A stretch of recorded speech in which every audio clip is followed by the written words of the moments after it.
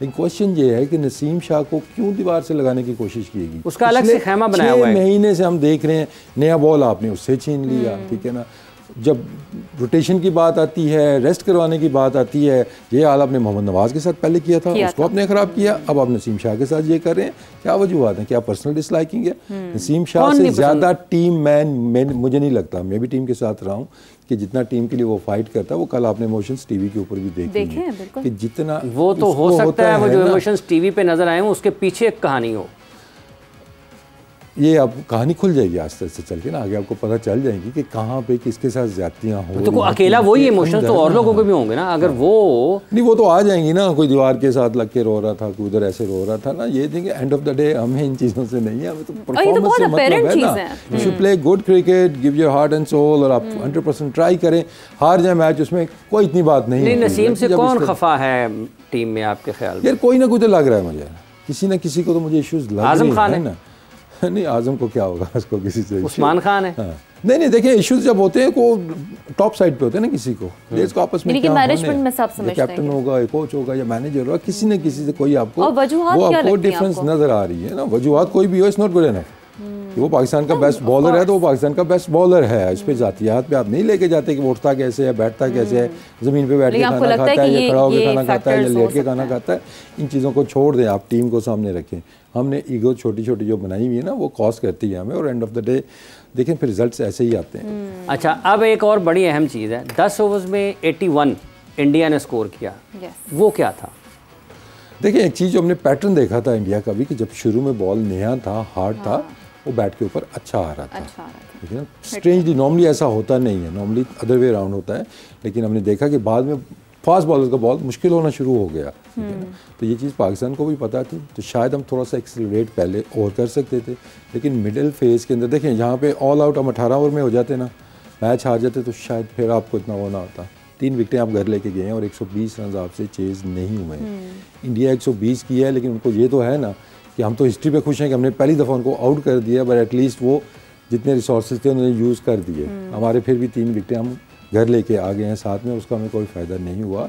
तो बात वो तो ये ना कि रोहित शर्मा ने कहा ना कि 140 भी होता हम डिफेंड कर लेते हैं, उन्होंने कहा नहीं, एडमिट किया ना उन्होंने, कि हमारी प्लानिंग ऐसी थी, जो शुरू में लग रहा था, फिर वो चेंज किया, 140 पे आया, बट टू लेट। तो ये एडमिट तो आपको करना पड़ता है। तो 120 रन फिर मैं कहता हूँ कि हमें बनानी चाहिए, जैसी भी पिच थी, जिस क्वालिटी के हमारे पास बैट्समैन हैं, एटलीस्ट क्वालिटी के देखें, तो आपके रन्स की आप तादाद देख लें, आपने हमने इसको कर दिया, आगे बीट कर दिया, नंबर 1 पे इधर चले गए हैं, फास्टेस्ट ये हो गया, फास्टेस्ट वो हो गया है ना।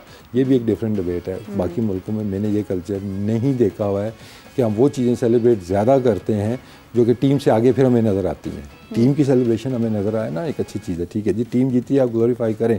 इंडिविजुअल छोटे छोटे गोल सिर्फ क्या जी, हमें कंटेंट ज़रा मिल जाता है सोशल मीडिया के लिए, हमें ज़रा लाइक्स मिल जाएंगे, तबाही करने में शामिल है ना। तो तबाही करने में आपका पूरा डिपार्टमेंट शामिल है इसमें सर। ये जो रवायत हमने की थी, इस पर ऑफिशियल कंप्लेंट्स हमारे कोचों ने की कि टीम का एनवायरनमेंट ख़राब कर रहे हैं।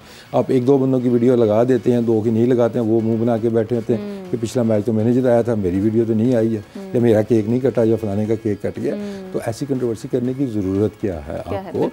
ये चीज़ें आप कोच, अगर आपको टीम का हेड कोच कह रहा है जी ये चीज़ नहीं होनी चाहिए, ये चीज़ नहीं होनी चाहिए, कि इन्वायरमेंट के लिए नहीं अच्छी तो नहीं अच्छी, लेकिन हम वो ही अपनी छोटी छोटी खुशियाँ बस अपना वो बनाया हुआ हमने कि हमने देखें जी बड़ा ज़बरदस्त काम कर दिया। डोमेस्टिक की हम बात करते हैं जी कि अच्छा, डोमेस्टिक 10 ओवर में 81, आप वो बात 10 ओवर में 81 जो आप, इसका मतलब ये है कि वो अपने प्लान के साथ थे ना 10 ओवर जो खेले उन्होंने? नहीं, 10 ओवर में हम अपने प्लान के साथ नहीं थे।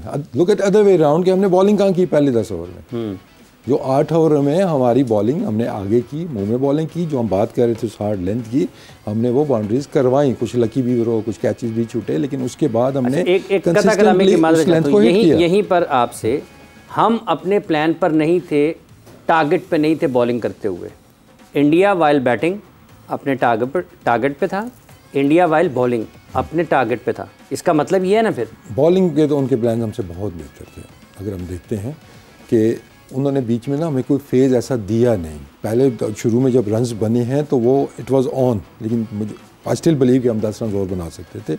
पावर प्ले के अंदर हमने 35 बनाए, हमें 50 के लिए जाना चाहिए था। 10 रन कम थे ना, 10 रन, और आखिर में इतने ही रन मैटर करते हैं। 120 के मैच में 25 रन का फ़र्क नहीं आता है। अच्छा। तो वो जो होता है ना हमारा 10 वीवर शॉट, क्या वो आपका डायलॉग एक होता है 10 रन कम, 10 रन कम थे, तो वो हम पावर के हम वो कम थे। तो हम अगर वही बॉलिंग हम पहले करते तो फिर शायद ये 100 रन भी नहीं कर पाना था उन्होंने। लेकिन फिर मैं कहूँगा 120 रन आप फिर भी कहते हैं कि यू बैक योर प्लेयर्स, कि ये इसी तरह के प्लेयर हैं, 120 तो ये कर लेंगे, 200 नहीं होता, प्रॉब्लम है हमें। लेकिन एक जो जीनियस सवाल है ना, वो आपसे भी है मेरा और सारे लोगों से, कि हमने पूरा साल हमने एक कैंपेन चलाई सोशल मीडिया के ऊपर, मीडिया के ऊपर। सोशल मीडिया के ऊपर क्यों आ जाते हैं, इनका क्या सोशल मीडिया, पीसीबी का सोशल मीडिया, कि हमारा इंटेंट क्या होगा, हमने कौन सी क्रिकेट खेलनी है, हमने 200 प्लस की क्रिकेट खेलनी है, पूरा साल यही तैयारी हुई।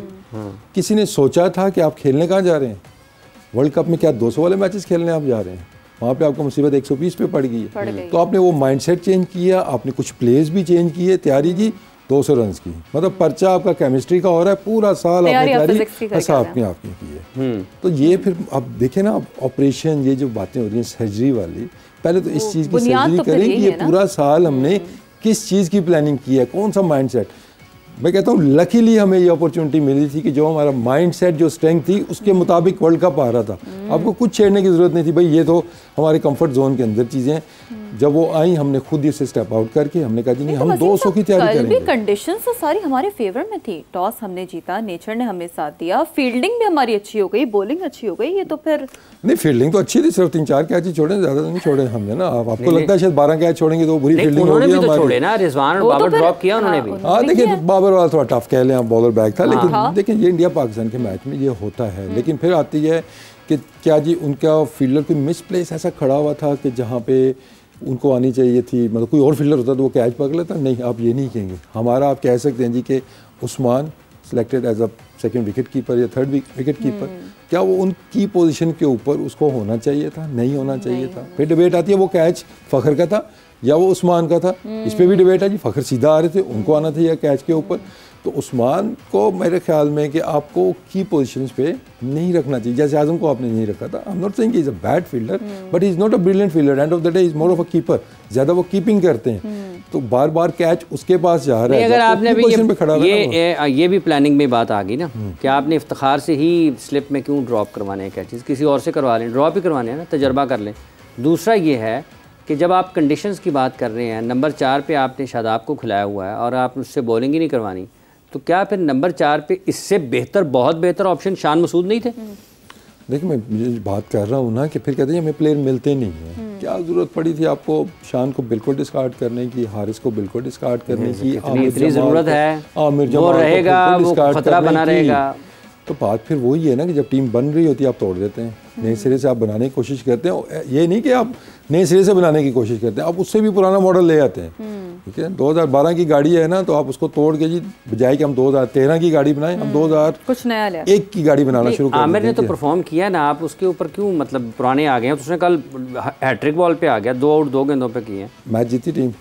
और इसी टीम मैच जीती जो यूएसए के खिलाफ था मैच, उसमें भी उसने मैच में वापस लेके आया था। इंडिविजुअल परफॉर्मेंस एक डिफरेंट चीज़ है। फिर आप कहते हैं इन्वायरमेंट कैसे कंट्रोल होगा, ये चीज़ें यूनिटी हमें क्यों नहीं नज़र आती है, तो फिर वो प्रॉब्लम आपको नज़र आते हैं ना। अगर आप में अभी आप बैटिंग ऑर्डर की बात करें, लेट्स से कि आप होस्ट करते हैं शो को, ठीक है, अब वो कैमरामैन को बुलाते हैं जी, ये 2 सेगमेंट आपने करने हैं, आखिरी हाफिज़ साहब आपने आगे करना है, ठीक है ना, वो आपसे अच्छा है, ठीक है ना। आप किस माइंड सेट, इसी तरह बोलेंगे आके तो शादाब, इफ्तिखार जो हो गया, उससे पहले आप सारे जो बैट्समैन भेज रहे हो, फिर आता है जी इफ्तिखार का नंबर जी, हाँ जी अब चला जाइए, किस लिए बचा रहे हैं? उसके ऊपर आपको ट्रस्ट नहीं है। जब आपको उसके ऊपर ट्रस्ट नहीं है तो उसको अपने ऊपर क्या ट्रस्ट रहेगी? तो ये चीज़ें सोचते नहीं है कि मेंटल साइड की हम बात करते हैं कि प्लेयर के दिमाग के ऊपर क्या गुजर रही है।